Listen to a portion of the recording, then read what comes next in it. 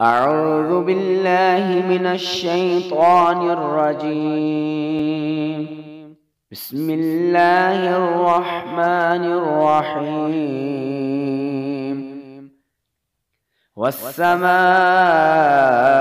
والطارق وما أدراك ما الطارق النجم الثاقب إن كل نفس لما عليها حافظ فلينظر الإنسان مما خلق من ماء دافق يخرج من بين الصلب والترائب إنه على رجعه لقادر يوم تبلى السرائر فما له من قوة ولا ناصر والسماء ذات الرجع والأرض ذات الصدع إنه لقول فصل وما هو بالهزل